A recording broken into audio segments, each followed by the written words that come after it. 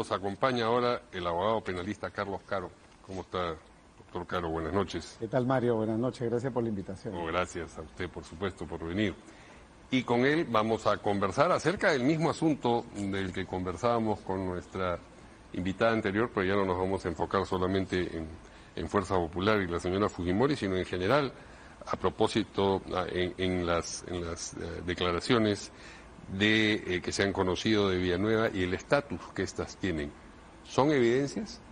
No, yo creo que estamos todavía a nivel preliminar, y acá hay una situación particular, Mario, que hay que poner a relieve, que es la siguiente. El señor Villanueva es un colaborador eficaz. Sí. Si esta declaración él la hubiera hecho ante el EFICOP, seguramente esta de acá en particular no se hubiera filtrado. Todas las demás se han filtrado porque evidentemente atacan al enemigo político que es Patricia Benavides y compañía, pero esta que tiene que ver ya con la gestión del doctor Pablo Sánchez, la doctora Zoraida Ábalos, el doctor Bell, el doctor José Domingo Gorriti. Esas habrían sido mantenidas bajo 7 llaves. Seguramente. Y es además particularmente llamativo que él declare además como testigo en una carpeta que tiene a su cargo la Fiscalía Suprema, donde se está investigando, digamos, todos estos hechos propios del Ministerio Público, pero además declaren abierto, ¿no?, con la presencia de los demás abogados, como una forma de decir, oye, yo quiero que esto se filtre, quiero que esto se conozca, ¿no? Y yo creo que Villanueva, que tiene un juego muy político, porque es político dentro de lo que ha sido su gestión en el Ministerio Público, está dando para un lado y para el otro. ¿A fin de qué? O sea, le estoy pidiendo que especule, pero claro, ¿cuál es la ventaja de golpear acá y golpear allá? La ventaja es de que con eso crea un balance, porque las relaciones de poder en la Fiscalía son cambiantes, ¿no? Entonces, nadie sabe al final quién va a ser el fiscal de la Nación de acá un año, acá 2 años, porque ya sabemos que acá todo es cambiante. ¿Está quedando bien con Dios y con el diablo, dice usted? Con Dios y con el diablo, en orden a que al final de su proceso tenga una colaboración eficaz bastante buena y que lo beneficie eventualmente hasta con una exención de responsabilidad. Mientras más información dé, más son las probabilidades de poderse sacar la lotería, que sería pues la exclusión de responsabilidad. Pero gratificando, porque ya a estas alturas que existe una pelea de gatos en el Ministerio Público es indiscutible, ¿no? Sin duda que sí, este es un capítulo más como... Gatos salvajes, claro, además. de la guerra de poder, ¿no? Sí. O sea, el poder acá no está definido. Gratificando, ¿no?, a los gatos de un lado y a los gatos del otro. Exactamente. Más o menos al final hoy en día ya nadie ataca a Villanueva finalmente, porque a todo el mundo le sirve una parte de lo que dice Villanueva, con lo cual hasta el... ¿Hay doble rasero en general a propósito de cómo se toman las declaraciones de Villanueva? Yo chapo esto y digo que esto es verdad y lo otro, caramba, de todas maneras es mentira. Sin porque duda ¿cómo que va a sí, ser? ¿no? La Junta Nacional de Justicia ha abierto un proceso, pero hasta en el remedio. comunicado, Sí. hasta en el comunicado es bastante light, ¿no? Abro proceso de acuerdo a las investigaciones, la última información difundida por Villanueva, pero nada más. A diferencia del comunicado que sacó con Patricia Villanueva, Patricia Benavides, diciendo que iban a hacer una investigación, que era un proceso sumarísimo, un proceso abreviado. Y con el hay doble rasero también en la dimensión, el calibre de la reacción de la Junta Nacional de Justicia frente a unas declaraciones de Villanueva y frente a otras. Desde luego que sí, y del propio Ministerio Público, porque el Ministerio Público también ha sacado su comunicado hoy día. Todavía no hemos llegado al Ministerio Público, estamos en la Junta Nacional de Justicia, sin duda. Sin duda. Estamos ahí ante un doble rasero, doble discurso, doble tipo de proceso. Mucho garantismo para este tema nuevo, cero garantismo para el caso anterior de Benavides. A propósito, ¿usted cree que la reconsideración que tiene pendiente la Junta Nacional de Justicia sobre la situación de la suspendida fiscal Benavides pueda terminar en que acogen el pedido de ella y le dan la razón? Yo tengo mis dudas, yo pienso que no, por lo siguiente, ¿no? Sí. Primero, que para la Junta aceptar... Ese es el asunto, aceptar que se han equivocado y aceptar además en tan poco tiempo, semanas después, implicaría devolver a Patricia Benavides al Ministerio Público, a la señora Benavides. Y el razonamiento de ellos debe de ser, ya me voy en un año, ya han pedido incluso el llamamiento, digamos, a la elección, y por otro lado, ellos están pensando en el hecho de que si Patricia Benavides vuelve al poder, o vuelve la guerra otra vez cruzada, y es difícil ahora que Patricia Benavides saque otra cautelar, porque ya todos sus procesos judiciales parece que se están cayendo, entonces es un tema que probablemente ya gane, pero a largo plazo, y ya cuando esta Junta ya no esté. Entonces la va a ganar en 2, 3 años. El foro judicial. Exactamente, de acá un buen pero tiempo. no la Junta. No La en Junta este no momento. va a decir, no me equivoqué, estuvo bien, procedí así con la señora Benavides y procedo asá, esto queda implícito, con los señores Vela y Domingo Pérez. Exactamente, seguramente la ruta que se va a tomar. Bien, Ministerio Público, decía usted. Sí, bueno, ahí lo que hemos visto hoy día es simplemente un comunicado diciendo, hemos pedido la información para ver si investigamos, ¿no? Y desde luego, estas revelaciones, que nadie dice que sean verdad o mentira, es una versión de un colaborador testigo ante la Fiscalía, que tiene que ser todavía confirmada. Estas versiones, en circunstancias generales, ya hubieran dado lugar a una apertura de investigación de inmediato contra todos de oficio. ¿Por qué? Porque recordemos lo que los abogados repetimos todos los días. Para abrir una investigación, la Corte Suprema ha dicho que basta la llamada sospecha inicial simple. ¿Qué es sospecha inicial simple? Un testimonio, una declaración, una versión que tiene cierto relato, cierta verosimilitud en esta guerra de poderes que hay a nivel de la Fiscalía. Acá se narran hechos de tráfico de influencia, de usurpación de funciones, presuntos cohechos, hasta colusiones ilegales que la Fiscalía ya debería estar investigando, pero bueno, el comunicado ha sido bien soft, ¿no? También doble rasero. Ok, vayamos primero a quienes sí están sometidos a la autoridad de la Junta Nacional de Justicia y por supuesto también el Ministerio Público, que son los dos fiscales, Vela y José Domingo Pérez. ¿En qué figuras penales podrían estar incursos y qué cosa podría ocurrir o cómo tendría además que demostrarse que esto es cierto? A mí me parece difícil, ¿no? Claro, lo que la Junta ha hecho es abrir una investigación tanto contra Pablo Sánchez como contra Vela y contra José Domingo Pérez. Y ojo, la Junta en principio no debería investigar a un fiscal superior ni a un fiscal provincial. Solamente podría hacerlo en virtud de que esté concatenado con hechos propios de un fiscal supremo, que en este caso es Pablo Sánchez, pero además con miras a una posible destitución, porque lo otro significaría derivar el caso a la Autoridad Nacional de Control del Ministerio Público, cosa que no ha sucedido hasta el momento. Entonces, digamos que el hecho de que tengan en sus manos el caso tampoco debe ser de casualidad, porque recordemos que la Junta Nacional de Justicia no confía en la Autoridad Nacional de Control de la Fiscalía porque creen que es una extensión de lo que era Patricia Benavides. Entonces parece que ellos se van a quedar con el caso y van a llevar adelante una investigación que seguramente va a durar los meses de los meses o los años de los años, como podría suceder con esta actual gestión. ¿Y qué presuntos delitos les pueden atribuir a estos dos fiscales? Acá en particular, si es que esto fuera cierto, estaríamos ante hechos graves, ¿no? Tráfico de influencias, divulgación de información reservada, que además tiene una causa de agravación, porque no solamente sería violación del secreto profesional al difundir información de carpetas reservadas, sino además la revelación de las declaraciones de testigos o colaboradores eficaces, que es un delito contra la función jurisdiccional. Pero lo más grave para mí estaría dado en el hecho del toma y daca, ¿no? Oye, yo entregué información, supuestamente en el caso de Vela, para acercar a García, y cuando necesitaba un favor porque tenía que perseguir a Vizcarra y la fiscal de la Nación no quería, voy y busco a Gorriti supuestamente para que Gorriti me devuelva el favor, ahora persiguiendo a Vizcarra y haciendo propaganda, vamos a decirlo así, prensa, dándole cobertura mediática. Caja de resonancia de un problema, sí. Y eso es un intercambio de favores. No te doy información por tu labor periodística, te doy información porque en verdad yo quiero perseguir a uno, perseguir a otro y tenerte a ti como una ficha de ajedrez en el tablero. Ok, vayamos entonces a la otra ficha de ajedrez en el tablero, de acuerdo con lo que dice Villanueva. El testigo. Hay que insistir siempre, el señor Gustavo Gorriti. Hay alguna, por supuesto, esto no tiene nada que ver con la Junta Nacional de Justicia, porque el señor no es fiscal, no es juez, ni nada por el estilo. ¿Hay alguna figura penal, presunto delito, en lo que dice Villanueva que hizo Gorriti? Tú lo has dicho bien, Mario. Si es que esto estuviera confirmado, suponiendo que fuera cierto, en esa hipótesis, claro, habrían varios delitos, ¿no? Porque por un lado se destaca justamente en la página número 17 de la declaración que ha sido difundida, que el señor Gorriti habría querido influenciar en las investigaciones que llevaba a cabo el fiscal Hamilton Castro, al punto que Castro le dice a Pablo Sánchez, ya no me voy a reunir más con Gorriti porque él me quiere direccionar.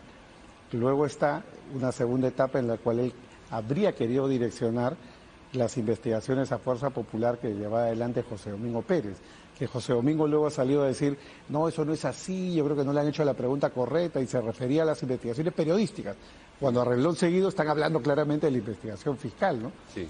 Pero hay un hecho que es en particular más grave, que se suscita en junio del año 2017, y esto está narrado en la página 18.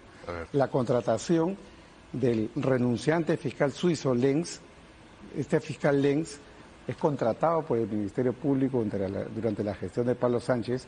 ¿Y qué dice Villanueva? Dice, sugirió, persistió y hasta forzó la contratación de Lenz. Gorriti. Eso, sí, dice Villanueva. Gorriti habría hecho eso. Si eso fuera así, estaríamos ante el delito de colusión desleal del 384 del Código Penal, que tiene pena hasta 15 años. O sea, yo no tengo por qué gestionar la contratación. ¿De qué palanca podría haber dispuesto Gorriti para forzar la contratación? Eso es lo que a mí no me cuadra. Sí, claro. Mire, acá estamos ante un tema donde hay una persona que tiene un grado de influencia, según Villanueva, sobre el fiscal, una cierta ascendencia, porque de hecho hay una cobertura mediática alrededor del no retorno de Chávarri, que es otro de los capítulos que narra Villanueva con intervención presuntamente de Gorriti. Sí. Al punto que Chávarri en algún momento incluso le agradece y le dice, ay, si tuviera otro hijo le voy a poner Gustavo, ¿no? Según Villanueva, ¿no? Entonces, en ese contexto, es que según Villanueva, se habría forzado la contratación de Lenz. Nadie sabe por qué cantidad de dinero, es un contrato que aparentemente no es público. Lenz supuestamente iba a hacer una suerte de mapeo de la información que entregaba a Odebrecht, digamos, en su colaboración eficaz acerca de los flujos de dinero que venían desde Suiza, ¿no? Si esos informes se entregaron o no es algo que no conocemos, pero en definitiva estaríamos ahí ante la presunta injerencia en la contratación pública de una persona por parte del Ministerio Público. ¿Cuál sería el delito, perdón? Colusión desleal. Colusión desleal. 184 del Código Penal, que sanciona cuando un funcionario se colude con un particular en cualquier tipo de contratación pública. ¿Qué más? ¿Qué otra cosa se le... Por otro lado, se le imputa en el caso de Fuerza Popular que cuando se realiza, digamos, el allanamiento al local de Fuerza Popular, el señor Gorriti le da instrucciones o indicaciones, según Villanueva, al señor José Domingo Pérez, para que se victimice, ¿no? Y no queda claro si es que la referencia al presunto robo en la casa del señor José Domingo Pérez es verdad, mentira o es un fake news, algo inventado con la finalidad pero eso puede ser una victimizo. sugerencia de Gorriti. Instrucciones no le puede dar porque no tiene autoridad sobre él, ¿no? Sí, claro, pero veamos las palabras que utiliza, ¿no? Le dice claramente Gorriti que tiene que victimizarse lo más posible con la finalidad, obviamente, de compensar la noticia del golpe que le había dado. Ya, pero eso pinta eventualmente al personaje que da ese consejo de determinada manera, pero ¿hay ahí también presunto delito o no? A ver, si estamos hablando de que todo esto se produce en el contexto de un proceso penal, estamos hablando de injerencia dentro de lo que significa las labores propias del Ministerio Público. Sí. Y es lo que yo he destacado en algún momento, porque si vemos el tema, Hamilton Castro, presunta injerencia en la investigación del caso de Fuerza Popular, tendríamos prácticamente a una persona que está tomando decisiones o influenciando, vamos a decirlo así, acciones dentro de lo que sería un proceso penal. Yo he escuchado hablar de usurpación de funciones. Sí. ¿Eso es postulable también acá? El delito de usurpación de funciones sanciona a la persona que se comporta como un funcionario público sin serlo. Sí. Yo no puedo sentarme con un fiscal a discutir la estrategia legal de un caso. Yo a lo más le puedo dar una apreciación periférica por afuera, pero como un ciudadano más. Pero lo que yo no puedo hacer es tener acceso a la carpeta fiscal, tener información del proceso, decir, oye, mira, has hecho esto hoy día y mañana tienes que hacer esto para compensar el golpe, vamos a decirlo así. Eso ya es comportarte prácticamente como un gestor dentro del Ministerio Público, y eso es algo que, como digo, siempre que fuera cierto esto, tendría que ser investigado por la Fiscalía, porque es algo completamente irregular. Hay información también, entre lo que dice Villanueva, a propósito de la oportunidad en la que IDL revela, por ejemplo, lo de las conferencias de Alan García en Brasil, sí, claro, en coincidencia con, me parece que es la concurrencia de García al Ministerio Público a declarar, y esto es lo que dice Villanueva y lo que, por supuesto, algunos dirigentes del APRA también sostienen, que esto era una especie de combinación para cercar es el verbo que van a utilizar, pero para que le diesen impedimento de salida en ese momento a García y que bueno, esto, según esas versiones, habría sido coordinado entre los fiscales y Gorriti. ¿Qué podría haber? Claro, estaríamos ante una situación también de usurpación de funciones, porque lo que dice el testigo es que se le habría entregado información al señor Gorriti con la finalidad de que haga una suerte, vamos a decirlo así, campaña negativa en contra del señor García. ¿Con qué información? Información de los expedientes del Ministerio Público. Es decir, la información de Odebrecht, de los recibos, de la factura, de los pagos realizados a Alan García por su conferencia, como una suerte de generar el caldo de cultivo para que, llegado Alan García al Perú, mientras él está yendo a su declaración como testigo ante el Ministerio Público, el doctor José Domingo Pérez ya estaba tramitando un impedimento de salida del país. Entonces, eso significa una suerte de coordinación con información propia del Ministerio Público, con lo que son carpetas reservadas que incluso están, digamos, sometidos a una reserva o especial secreto, porque estamos hablando de colaboraciones. Ya, pero acá el sentido del viaje de la información es a la inversa, porque este asunto de los contratos, o el contrato de la conferencia en Brasil y todo lo demás, surge de IDL y va al Ministerio Público, no es el camino inverso. En parte sí, ¿por qué? Porque según Villanueva nuevamente, él le entrega la información a Gorriti, me refiero al doctor Vela, le entrega la información a Gorriti para acercar a Alan García. Sí. Ese es el capítulo 1, estamos hablando del año 2019. Para luego, en base a ese presunto favor, digamos, cuando el doctor Vela y el equipo especial, especialmente Juárez, perseguían a Vizcarra, y como nadie le quería dar cobertura al tema Vizcarra, según dice la prensa, no quería tocar a Vizcarra, y menos la fiscal de la Nación, a fin de evitar que Zoraida Ábalos cambie a Vela, a fin de evitar de que Vela se quede solo con el caso, Gorriti paga el favor a Vela, difundiendo la información, incluso hace una entrevista, según Villanueva, para darle poder a la persecución contra Vizcarra, e incluso, según el colaborador, el señor Gorriti habría llamado a la fiscal Zoraida Ábalos para que no muevan de su puesto al señor Vela. Entonces, evidentemente, estamos acá, más allá de la expresión política, de un toma y daca, nuevamente influenciando las decisiones dentro del Ministerio Público y dentro de los procesos penales. Ok, ahora, entonces, sintetizando, colusión, me dijo... Potencialmente hablando... Sí, todo es potencialmente, claro. Podría haber un caso de colusión desleal por el tema Lenz, podría haber un tema de tráfico de influencia por los nombramientos de funcionarios, podría haber un tema de usurpación de funciones al dirigir las investigaciones y podría haber además delitos propios de lo que puede significar la reserva del proceso, concretamente la revelación de datos de expediente de colaborador eficaz. Y cuando se opta por alguna de estas figuras, ¿excluye a la otra, como ocurre a veces? Es decir, si vamos por este tipo penal, ¿ya no podemos ir por este otro?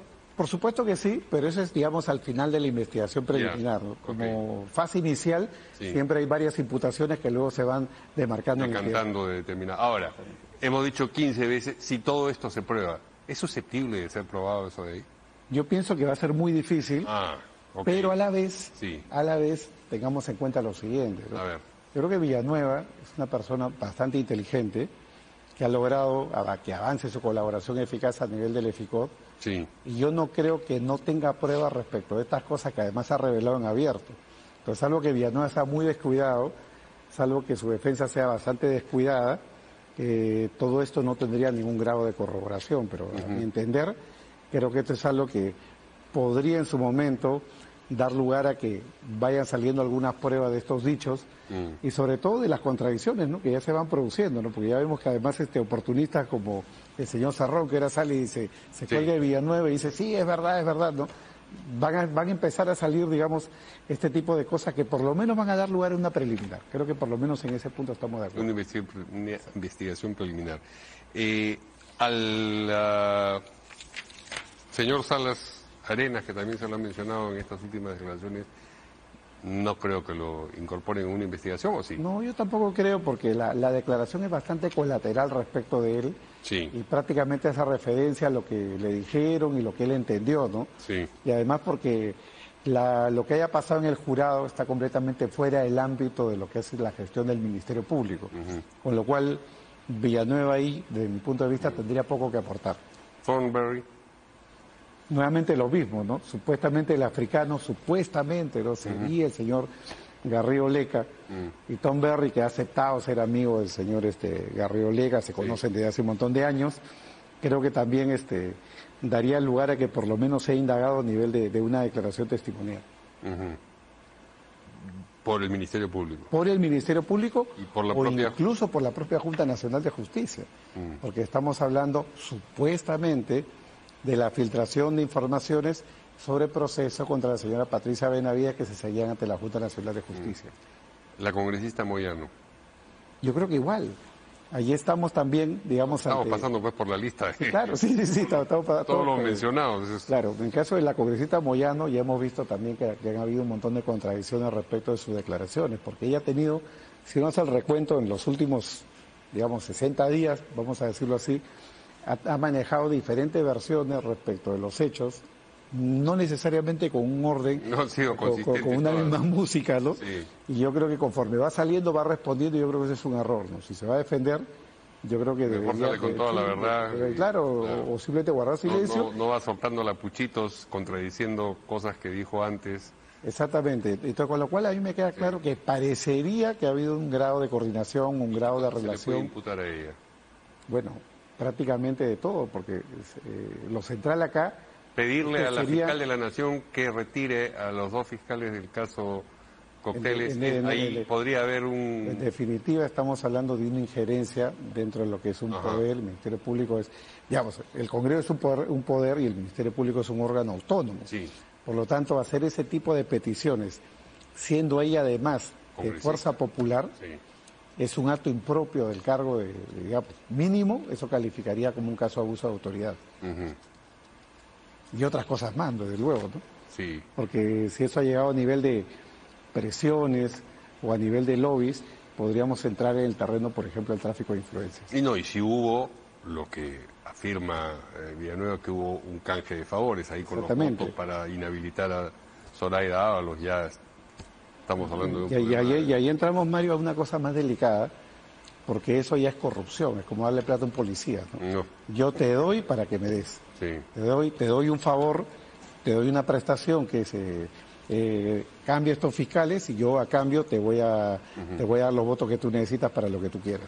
Finalmente, la famosa reunión en el departamento de la congresista Luque, con Cerrón, Luque, dos representantes de la señora Benavides, me parece, que está Villanueva y el otro apellido que en este momento no recuerdo, y que se contactan, dicen Cerrón y dice Villanueva ahora, con Vela a través del teléfono.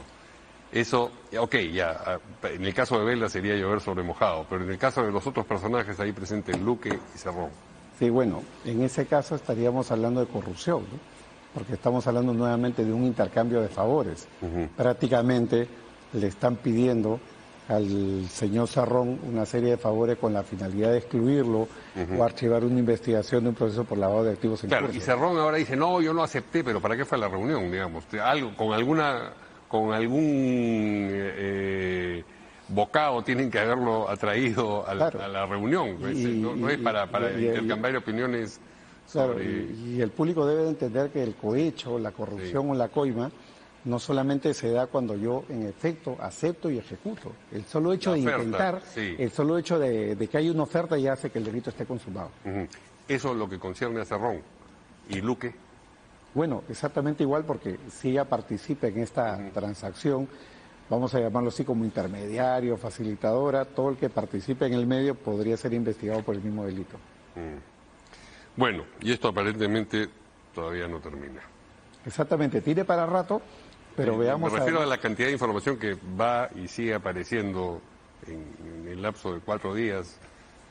No parece que, digamos, se haya secado la fuente, ¿no? No, yo creo que este tema va a dar para rato, y yo creo que así como hubo el tema de los hermanitos y los cuellos blancos a nivel principalmente de lo que era el Poder Judicial, acá tenemos como los cuellos blancos 2, ¿no? Porque estamos hablando del Ministerio Público y atacando además a las figuras centrales, porque hoy en día, si esto fuera verdad, uno diría, oye, ya no se puede confiar en el doctor Pablo Sánchez, ni la doctora Zoraida Ábalos, ni en Patricia Benavides, o sea, prácticamente nos quedaría confiar con el actual fiscal de la Nación y con la doctora Delia Espinosa, que es la que precisamente está a cargo de esta investigación. Muy bien, pues habrá que permanecer atentos y seguir analizando la información que aparezca a partir de las declaraciones de Villanueva y alguna otra, quizás. Gracias al abogado penalista Carlos Caro por acompañarnos esta noche aquí en Hora y 30. Muchas gracias, Mario. Pausa.